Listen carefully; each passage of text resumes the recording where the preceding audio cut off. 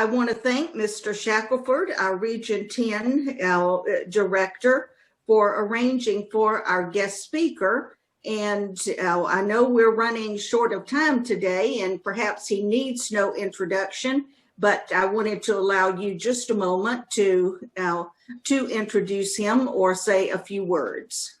Okay, thank you, Pat. The speaker today is Dave Bowman. He is the Senior Director for Membership Development at NARF headquarters.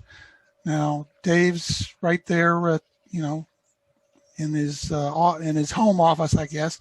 But Dave, as Senior Director for Membership, oversees all membership recruitment, engagement, and retention efforts at NARF, including the development of communications, marketing, messaging, and materials, and the execution of all acquisition campaigns. He oversees the recruitment retention department, which handles all the membership renewals, ongoing member communications aimed at retaining members and keeping them engaged in NARF. Dave has spent almost 25 years in the association management field. He joined NARF last June, unfortunately right in the middle of the pandemic, so not many of us have had much contact with Dave. Myself and lady that you see there, Frances Bowman, who is the Virginia Federation membership chair, have had some contact with Dave. But that being said, I'll just cut the introduction short, Dave, and say it's all yours. Thank you, Bill. And thank you, everybody, for letting me join you today and share some time with you. I appreciate it. And Bill, just to add on to that, I haven't had a chance to meet a lot of people at all, period, let alone in our group here or otherwise. I think I've spent a grand total of probably 5 days in the office so far, and that was right when we reopened after we had closed. I actually came on board towards the end of March, so the week after the office closed due to the pandemic. I started. Unfortunately, I'm sorry. Somebody else trying to get in? Fortunately, I had some experience with working remotely, so it was a little easier for me to adapt, I think, probably than it might have been. So, now, and I am gonna, Pat, I am gonna break your rule. I am gonna touch click my share screen button. Just okay. Just to you're permitted. For those who just joined, I forbid anybody else to touch any buttons since we've had some. I'm not touching. But yeah, I've got just a brief presentation, and let me go ahead and make sure I can get that up on the screen here. Okay.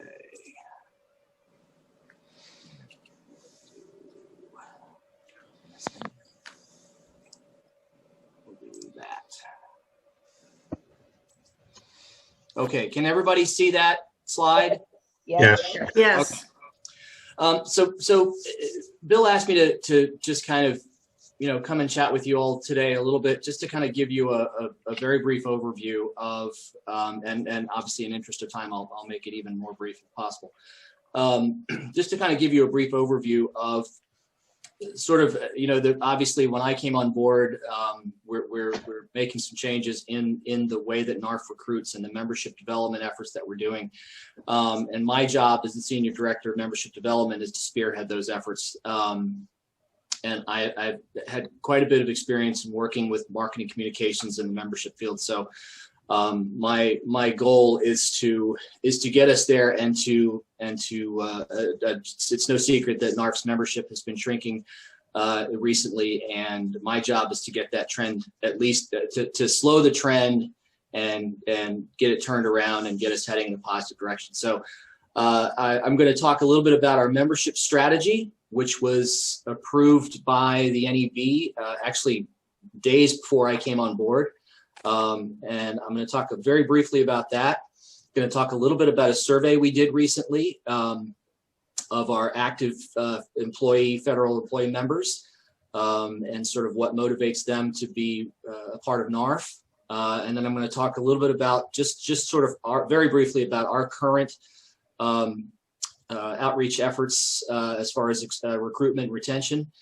And then I'm going to talk about a couple of new things that are happening at NARF that are very exciting, and I want to make sure you guys are informed about it, because you will ultimately help us spread the word about what's going on at NARF at the local level and get folks engaged. And that's really the key to our whole strategy, at least on the retention side and on the recruitment side, really is to get people to engage. The word that sums up my the biggest part of my job is to engage our members and engage prospects with NARF. So how are we doing that?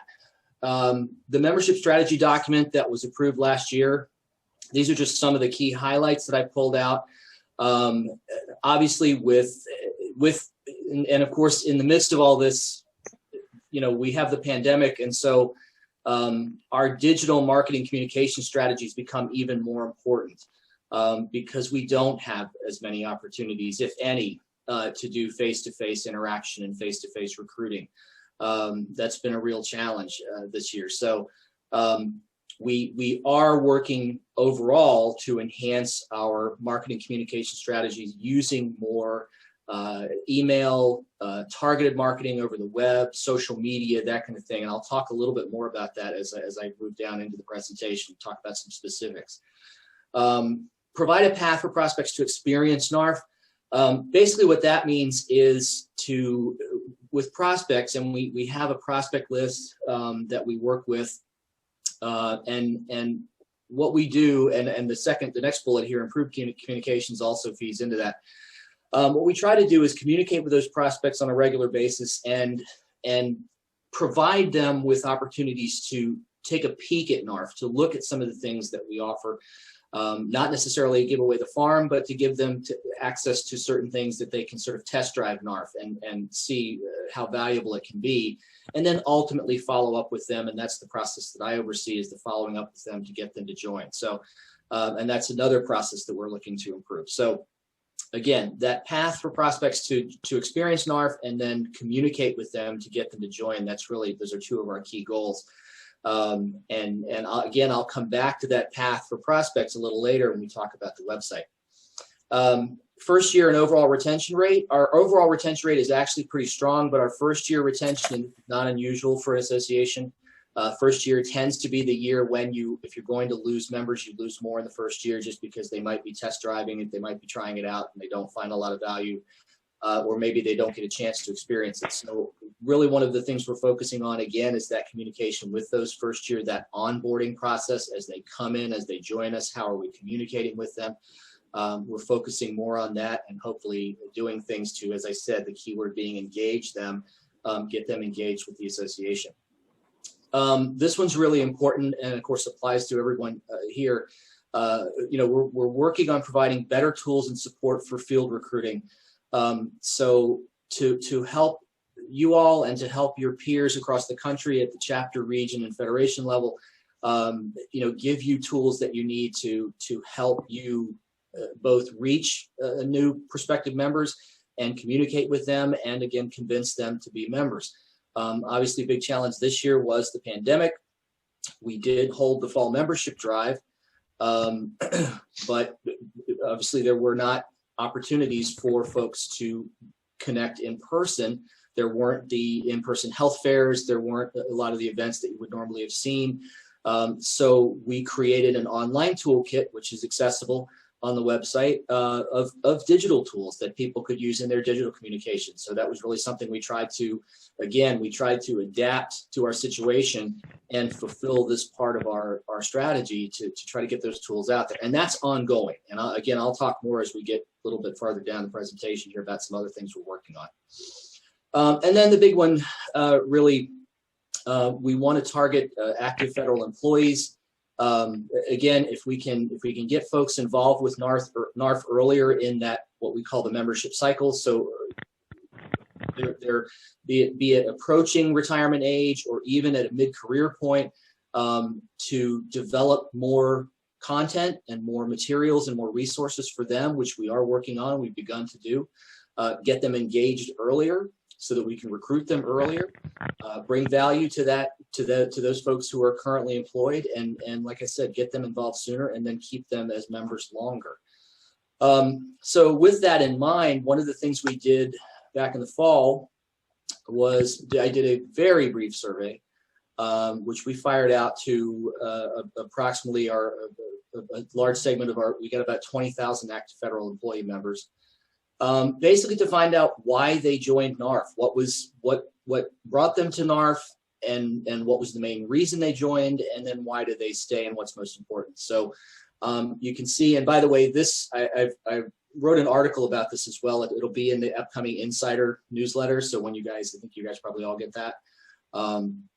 You can also read that. But obviously the first question to these folks is, why did you join NARF? The top three answers here had far and away, and the responses were to indicate check all that apply. So they got to select more than one option, more than one response. But the top three responses were by far and away got more responses than pretty much any of the others.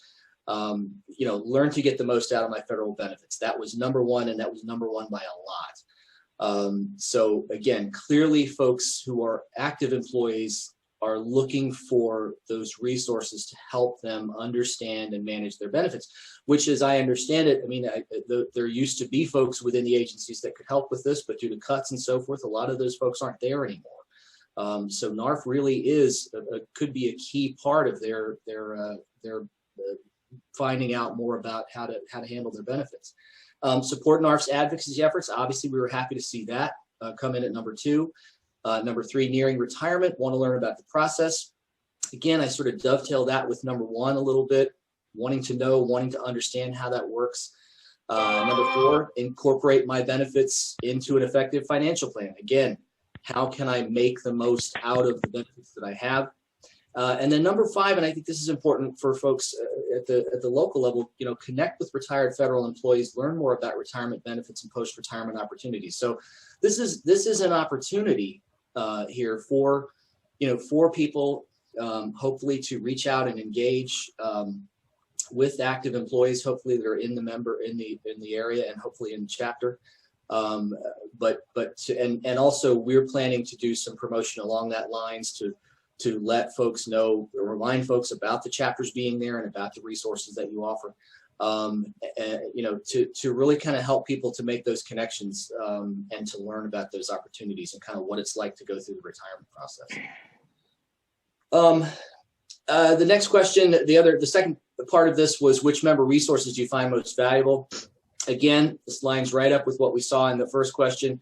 The number 1 answer, and by the way, in just about any association survey where you ask what's the most important benefit or what's the most valuable benefit, if you've got a printed magazine, that will be number 1 almost always, because it's the one thing that a lot of associations give you can actually hold in your hand and you can actually see and feel. It's a tangible benefit. A lot of times people will vote that as number 1. More importantly, in this case, the magazine is what delivers the items we mentioned that scored high in number 2. The articles, the white papers, the resources, the information. The magazine is the number 1 source that people see and read, as of right now. So obviously we're trying to make the website be a little bit more of that platform as well, which I'll talk about here in a minute. And again, number 3, federal benefits webinars. Obviously, again, that whole theme of trying to get the most out of personalized answers to benefits questions. All 4 of those top answers really kind of go together with wanting to understand, and as I said down here, information programs to understand and manage your benefits. Interestingly enough, also the NARF Perks discount programs came in at number 5 and scored pretty well. So that's good. Again, things that generate value. And if you looked at the last bullet here on the slide, MVP is our term, membership value proposition. What is NARF's membership value proposition, or what's in it for me, is typically how we look at that. Again, the membership value proposition for these folks is clearly they want to get more value, more dollars out of their benefits if they can. They want to save money. We help them save hopefully on their insurance, their taxes and so forth with our guidance, and save time, because again, if someone is an active employee, they're working, their time is valuable. It's very precious. So that's something I don't think we can discount, and we should spread when we emphasize this message, when we push this message out, the value of NARF, It's dollars, but it's also time. NARF's a one-stop shop. That's kind of what we're trying to emphasize, that point that NARF can be your one-stop shop to find all this information. Real quickly, some of the things we're doing at the national level recruiting, I just wanted to touch this briefly.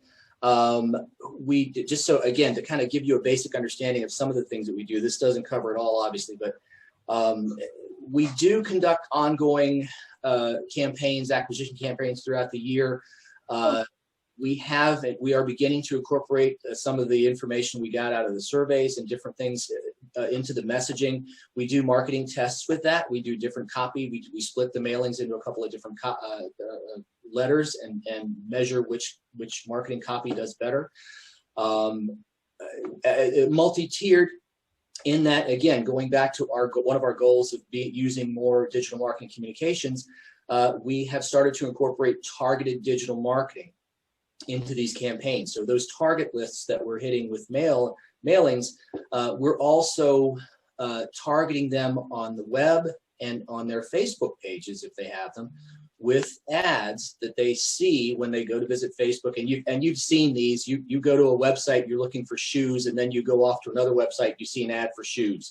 That's very similar to what we're doing here. We work with an outside company that helps us with that targeted marketing. The great news about this is that the results are very trackable. Metrics are very important we want to measure our results.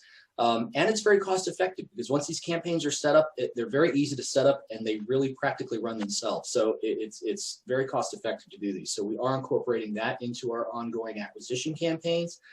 The other part of that we're doing for digital marketing, we do e-blasts, again, through our contractor that we work with, to lists from federal publications, so subscribers to things like FedWeek, Fed Agent, Fed Manager, these electronic publications, e-newsletters like our Newsline. These are for-profit companies that have these publications, and through our contact, we purchase and send emails out to their lists. And these are very effective ways of us gathering prospects. We want to give them that NARF experience. So we promote the webinars. Obviously, they have to pay for the webinar. They have to join NARF to have access to the webinar. So we do get some memberships out of that. But also we will offer them sample white papers and access to those that they can download a particular white paper that's of value. And then, of course, we capture their contact information and then we follow up with them. And then the last thing I just want to touch here, and this is just kind of a reminder, I know everybody's probably aware, we've been talking about it, it's been in the magazine and everything, but of course this is NARF's 100th birthday this year, in fact in February. So again, we're trying to weave this messaging into our national recruiting messages. So we have the Centennial logo that we're incorporating into all of the mailings, all of the e-blasts, everything we have going out. We're incorporating the messaging of, NARF has been working for you for 100 years, demonstrating that commitment of the association and the success of the association and why it's important to belong. So, and I put down here, help us spread the word. Again, this can be a very powerful part of that message when talking about NARF is that, NARF's been around for 100 years and we're working for you, for federal retirees and employees. So, okay, so a couple of new things real quick. If you haven't seen the new website, please go check it out. It looks fantastic.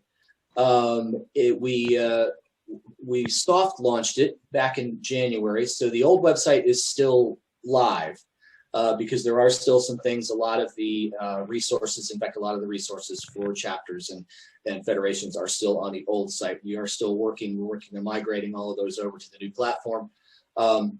But the new platform has most of the outward-facing information loaded up, advocacy information about the Federal Benefits Institutes, webinars, again, information about membership, things like that. We're getting ready to finalize the design. We finalized the design. We're getting ready to load up the new membership section probably this weekend. Again, much more user-friendly, much easier to follow, much more visually appealing. It does a lot of things on the back end too that are very important. Content management. This gives us it organizes the content much better. It will help us to organize the content much better. It will help us to make it easier for members and prospective members to find information, to find things that are relevant to them, that they're interested in. It gives us the ability to track those folks better. We have better analytics on the back end. We have better tracking on the back end, so we'll be able to pull those people more easily into our prospect list. We'll be able to track their behavior to see which pages are more relevant to them, which pages are more important, that kind of thing. So that's very, very important. And then probably the most important thing, and again, this feeds back to sort of the content management as well. Search engine optimization. That is setting up our websites so that search engines like Google and Yahoo find us very easily. That's what we need to do. And our old website just did not handle that well. So the new website is going to be, it's much easier to optimize. We'll be able to better attract our target audience. We use things like keywords that we plug in the background, and again, with the content that we use to make it easier for folks to find us, and for prospects to have that, as I alluded to earlier, that NARF experience, or what we call freemium resources. So they're free. We give them access to a couple of things that are helpful, but then the rest of the information we keep behind the wall. And they hit a point where they get a screen that says, well, if you want to go further, you want this particular product, you're going to need to join, click here to join. And that's hopefully what we do to motivate them to do that. And then again, any information we capture, it links directly into our database. So any information we capture will go into our prospect database. The last thing, and this is brand spanking new as of this week, you guys are getting a little sneak preview. This is really probably one of the most important things from my perspective that we're gonna do, hopefully a little later on in this year. We have budget now approved to develop an online member community. And what that is, that will incorporate with the website, so it's part of our overall web strategy, our digital strategy. But this is really a place where, and I hesitate to call it this, but to think about the kind of environment it is, think about a Facebook or a LinkedIn type platform. So it is a place where members will be able to come, and rather than just coming to the website and getting information and leaving, members will be able to come and talk with other members, connect with other members, and again, connect with NARF. And that engagement is that key again. And that's why we're going with an online member community. We're actually working with the vendor that's the top vendor in the association community. They're very well respected. They do a great product. So this is going to be a real game changer. Again, with the pandemic still going on, and we're still talking about months before hopefully everybody's help us vaccinated. This is going to be key in helping people connect. So it'll help members connect at a national level. I talk about marketing automation. This will, going back to that goal of increasing our retention, this will help us to communicate better with those first year members, and with all members. We'll actually be able to do targeted automated communications through this, make it a whole lot easier and faster and more effective for us to do that communication. We will be able to deliver NARF content through this platform. We'll be able to promote our programs through this platform.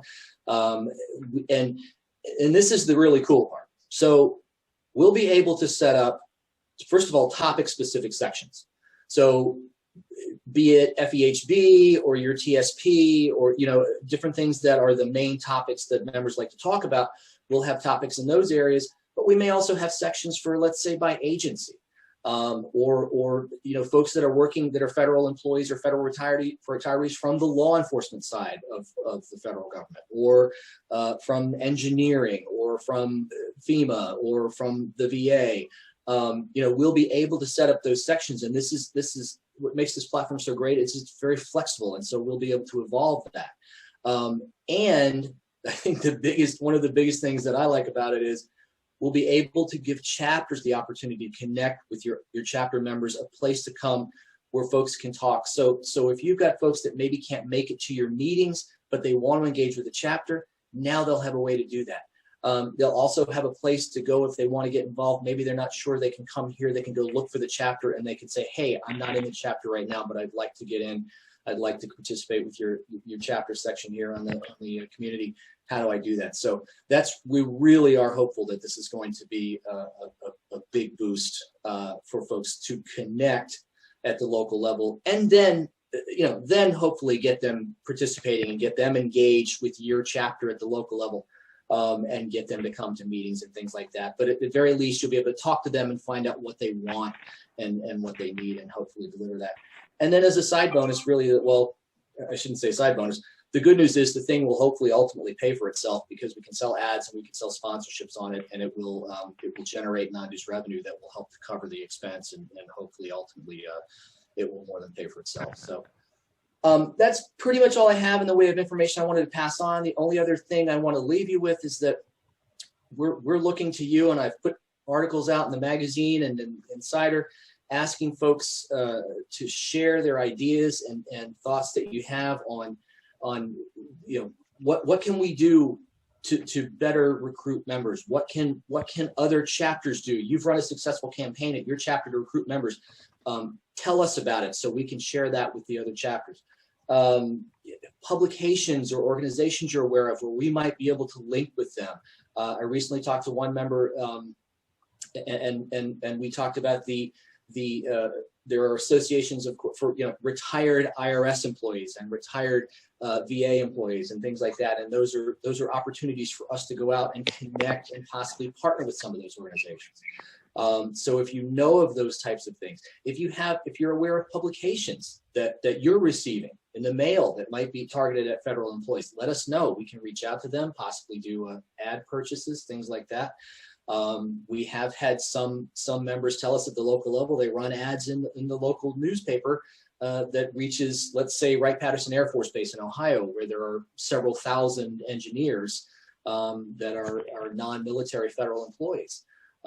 So again, those are some of the ideas that we've heard and we want to pass along, and we want to have that from you guys. So any ideas that you have, please share them with me. And I promise you we'll push them out there. So that is, I hope I didn't take too much time. And I know that was a lot of information.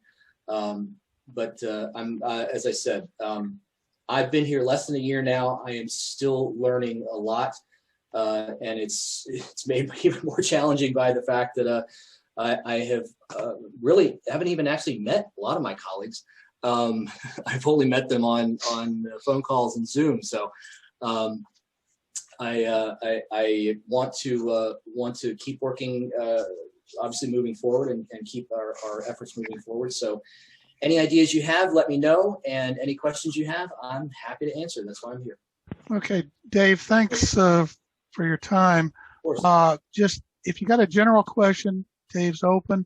If you got a specific question for your chapter, I can give you Dave's email address. It's simply dbowman, that's BOWMAN, @narf.org. He will be more than happy to answer specific questions. Absolutely. But let's see if we can get some general questions that people may have. So at this point, I'll just say the floor is open. See who. Right, and this is Pat. If Dick could help me, because I can't see everybody, I'm going to turn it back to seeing more people. But Bill or Dick, whoever has control right now, if you could help me. And I would like to allow, since we were running so late, about no more than 10 minutes for questions, if possible. And again, thank you, Bill, for mentioning that they should be general in nature. And I'm happy to answer any. If you want to just email me, I'm perfectly happy to answer emails as well. Whatever's best for you guys. Okay. And Dave, one thing, if you would not object, could you send me that PowerPoint at rvp10@narf.org? Thank you. Will do. This is Dick Gingarelli. I have a question for you. I understand that the NARF National is no longer sending out notices for members to renew, reminding them to renew, or second notices. This was done under the old system. that's a primary concern of the membership chairs of all of the chapters. Our primary concern is retention. Is this a true situation that you are not sending out letters? No, I'm not sure how that could have got out there. No, and if you don't mind, I'll give a real quick explanation of what our dues notice process is. I have been asked by certain members of my committee, the Membership Advisory Committee, not to call it the renewal process because that he felt like that had a negative connotation, but that's basically what it is. There are, during the renewal or the dues notice period, there are 3 notices that go out.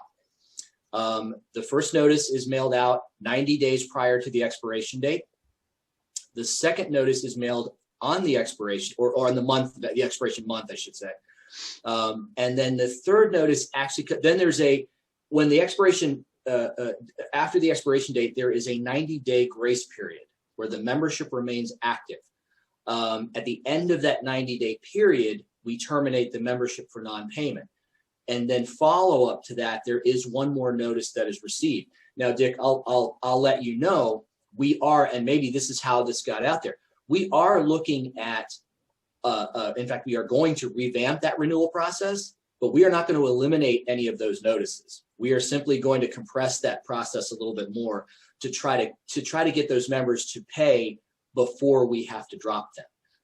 Because when we have to drop them and then reinstate them, and that's a whole nother process, and it tacks on to the time involved. So and again, it's much easier to keep a member than it is to bring in new members. So we want to do our very best to keep those people in the door through that renewal process. So yeah, we will continue to do 3 notices. As I said, I think myself, what I'm planning to do is we'll continue that first notice at 90. We'll probably send the second notice at 30 days out. And then we'll probably send the third notice sometime in the middle of that 3-month grace period. And then when they hit the end of that grace period, they get a magazine that has a wrap on it that says this is your last magazine. They get a notice from us saying, is this goodbye? I mean, basically it's that kind of message, do you really want to drop your membership, things like that.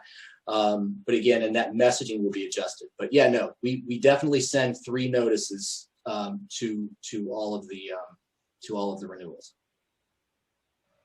Another question is concerns the status of members. We have a lot of members who are identified as active employees, mm-hmm. And I'd say the vast majority of them have since retired, but that situation in the membership rolls hasn't changed.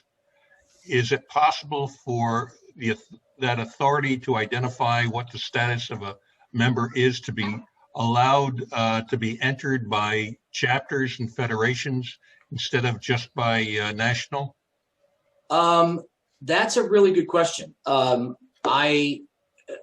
I can certainly check on that. I think typically, I will tell you anecdotally, when we did the survey of what we had in the database as active employees, we got a lot of responses back from people saying, hey, I'm not active employee anymore, I'm now retired. And of course, we updated them in the system. To your point, typically that would be something that the member hopefully would request either by contacting us or going into the system and going to their record and making the change themselves. Let me check on that. I don't, to be very honest, the way that we're set up, my focus tends to be on recruitment retention. The member services department handles more of those types of things, where the admin side of managing the member records. So let me check with my colleagues over there and see if that's something that's possible, and I'll circle back with you. Okay. Thank you. Yeah. I have a question. My name is Connie Bales. I'm the Federation President for Virginia. When you talked about some of the initiatives going into the agencies or going and getting involved with various groups, you said we will go here and we will go there and we will do this. Who would those we be to go into the agencies and to go into to make those things happen? That's my challenge, Connie. That's what I'm trying to figure out.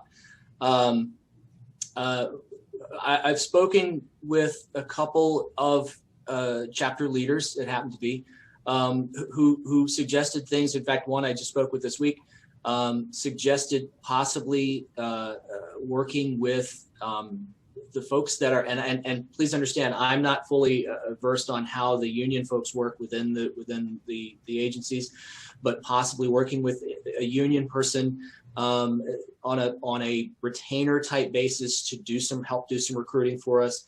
I think more likely scenario is that, and as you said, there are a lot of folks in our particular region, which makes sense in Northern Virginia, that are currently active employees. And I think getting those folks, and in fact, I've got the information for the folks that responded to our survey, so I plan to reach back out to them. But just talk to them about, can you help us to spread the word? It's really, we're not looking for necessarily them to go in and do presentations and things like that, but simply maybe leave some magazines and flyers in the lunchroom, and volunteer to be kind of a contact point within the agencies. That's one way to do it. But I think to answer your question, that needs to be a much more organized effort, and that's what we're trying to figure out right now. Obviously, under the pandemic, with the current situation, there aren't probably a lot of people are working remotely. I'm not sure how effective those types of campaigns are going to be right now. So we're trying to get access to those people, we're trying to find lists, we're trying to find publications they read, we're trying to find other ways to reach them that don't involve direct contact. But ultimately, that's what we're going to try to figure out. That's the nut we got to crack, is how can we get inside. I will tell you again, one of the things that we would like to do, I would love to see, and the Institute's talking about it, is have us be a resource that can actually go in and give retirement preparation seminars in the agencies as a contractor. There are contractors that do that now. Some of the people we work with, the webinars that put on our webinars, are contractors that go in and do that. We can certainly do that. We can be a resource. We can be a contractor and do that. It's just getting access and getting the entree. So there are a lot of different things we're looking at, Connie, and that's where we're trying to sort of figure that out. Okay, good. And Dave, if I could add to what Connie was saying, then historically, and I emphasize the word historically, the unions have resented NARF. Okay. So it's something you may get pushback, but the whole thing is they feel like NARF is trying to steal their members. And in a lot of cases, you'll find that the unions will support their members while the union member is employed. But then that support drops off after the union member retires. And, right. It's been difficult in the past to convince union members that NARF is the resource after retirement or even post-retirement, just to, as they're preparing. But there has been a historical pushback from unions, particularly on the postal side, with due respect to anybody that's on the line that's postal. But they have pushed back more than most. Now NTEU, the National Treasurer Employee Union, has been a little more positive in the past, but pandemics changed things, and it has really tossed things up in the air. But just to give you some background, like I say, historically unions have resented NARF. And I appreciate that, Bill. It's interesting you say that. The gentleman I spoke with, I asked him specifically about that, and he said, well, he actually specifically mentioned the postal union, but otherwise he said, the thing is, the unions are there to represent the individuals. NARF is really, yes, NARF delivers resources to individuals, but we're really about representing the field, the entire range of employees and retirees. We could, again, if we can get a hold of the right people and talk to the right people, we can talk through that and say, look, what we can offer complements what you do. We're not trying to take members away from you. We're trying to complement what you do. So yeah, again, like I said, that's one possibility. I think a more preferable scenario to me would be not to tie it to a union rep, but just to get some active employees who are NARF members and NARF advocates, if you will, and get those folks in there. So thank you. That's a great point. And this is Pat. I just wanted to make one comment, and then our 10 minutes is just about up. Those of you who know me, and there are some who do and some who don't, know that I'm kind of a broken record with this, but I have always felt that an excellent way for NARF to become better known is by associating with other associations. And at one point, I know because I was the national president of Federally Employed Women, we worked together on some legislative issues, but also at some point, NARF did come in and they gave retirement seminars at our annual national training program. Last year, we had to have it virtually. We don't know this year. But again, I think that's a possibility. And certainly Federally Employed Women is not the only organization. But we had to stop inviting NARF because it got so expensive. Like at a lot of associations, our organization just didn't have the money to pay all the expenses and the speaker fee. So not to end it on a negative note, but since I talked a little bit we can take one more question if anybody has it, and then I would like to allow a little bit of time, and I know you've been tied up over lunch, for our other items, and particularly for our update on the VFN board meeting. I've invited our VFN president, Connie Bales, to talk about that.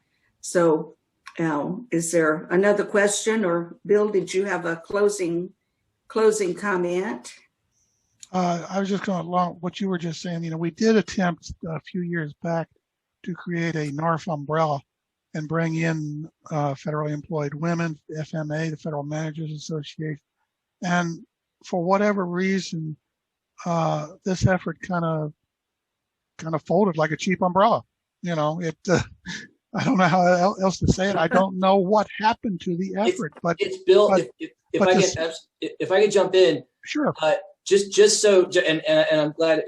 Just to get real quick to respond to you, Pat. And I didn't put it on the slide, but that is part of our operations plan this year. One of our goals is to identify more of those federal associations like FEW. Blacks in government. Blacks in government is huge. Yeah, that's another one. And in fact, and I think it looks to me like we've done things with those groups before. So in some cases, we're going to reach back out to them, but also to find one of the groups we've been talking to is the VA Nurses Association of the Veterans Administration. There are a couple of others that we're targeting. And also, actually, one of the groups we want to start to explore are some of the credit unions, like the federal agency credit unions. Credit unions are membership organizations too, and they're classically starved for content that they want to push out to their members. And federal credit unions have tens of thousands of members that are potential NARC members. So that's another area we want to explore. But the whole concept of partnering with these groups, we are on it. That is absolutely something we want to do. And Bill, to your point, I'm not sure why it petered out, but we're trying to get back in there and start swinging. So yeah, I mean, again, if you have ideas about associations that we should be reaching out to, please email me, because we are very actively wanting to do that. Well, the federal government has all targeted groups. They have to have a gathering every year. So that's at least 5 of those, and they're common knowledge. So, but I think Pat makes an excellent point. I went to an organization and I recruited 32 people at one organization's conference, but I didn't pay. The only thing I paid for was the little table. So she's making a good point when you got to pay for this and pay for that and pay for all this other stuff that, you know, we just can't afford to do. Right. And I know that you've mentioned the larger groups, Blacks in Government and things like that, but the smaller groups, they're the ones who really got to identify, because they're the ones that can bring in people. And then, of course, it expands from there when the word starts traveling. You know, for example, Federal Management Association, last I knew, their total membership in the DC area was less than 100. I remember. Yeah. But I mean, well, I'm Start sorry, small, Bill. go big. Go ahead. No, go I ahead. have a question. Dave, will Okay, you please one give me your question, Joe, email is again? right, as long as it's brief, please, and general in nature, please go ahead, Joe Irwin. My the ink in my ballpoint is now thawed out, so give me your email again. Okay. It's my first initial D, my last name Bowman. So DBOWMAN @narf.org. Right, and I also put it in the last announcement, and we can put it again, in writing, when we send out, the minutes, etc. Well, I thank you all very, very much. And Mr. Bowman, I will say to you, as I do to all of our speakers, we would love to have you stay for the rest of the meeting. But if you have other obligations, please feel free to leave. We thank you for taking time from your schedule and for your patience as we had a few glitches getting started today. No So problem at all. Thank you. Thank you, Pat, and thank you all. I actually am going to jump. I have another conference call coming up in about a half an hour, and I need to take care of some business first. So I will say goodbye. But again, it's been a pleasure talking with everybody.